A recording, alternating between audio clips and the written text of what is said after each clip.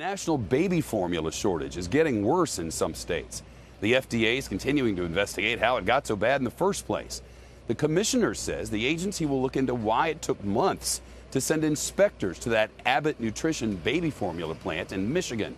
Today, Abbott announcing it's now reached an agreement with the FDA on what they're calling a pathway to reopening that Michigan plant. After FDA approval, the plant could reopen with 2 weeks. Abbott reports it would then take at least 6 weeks for consumers to start seeing more formula on the shelves. So that's 2 months at best. Last week, 43% of baby formula supplies were out of stock at stores across America. That's data from Data Assembly. As the FDA is stepping up its efforts, the White House is promising to help struggling families get what they need. CNBC's Valerie Castro joins us now. Valerie?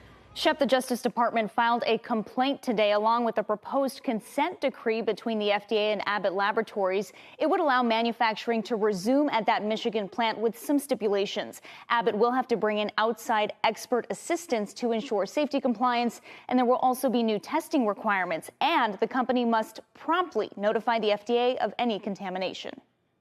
Tonight, parents around the country hoping for better news as trips to the store in search of baby formula become an exercise in futility. We go to buy formula, everything is gone. The shelves are completely bare. The FDA commissioner saying this morning there may be relief in sight while dispelling fears the problem could linger. We don't expect it to last to the end of the year by any means. We're taking a number of measures, including getting all the manufacturers to step up, getting the Sturgis plant up and going. The Sturgis, Michigan plant, operated by Abbott Nutrition, shut down in February after concerns over bacterial infections reported in 4 infants.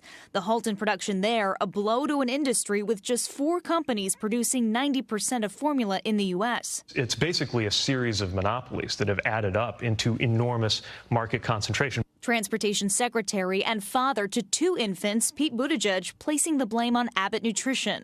A company which, by the way, seems to have 40% market share, messed up and is unable to confirm that a major plant, is safe and free of contamination. In a statement last week, Abbott said it was, quote, implementing corrective actions, and subject to FDA approval, we could restart our Sturgis, Michigan site within 2 weeks. Of course, Abbott is responsible for the timeline, but I'm very comfortable with what they said about 2 weeks. Meanwhile, a White House official says talks are ongoing with the 4 major manufacturers, Reckitt, Abbott, Nestle Gerber, and Perrigo, to help resolve logistical hurdles, expand the amount of approved formula being imported, and working with major retailers to bring more formula to areas of the country with critically low supply.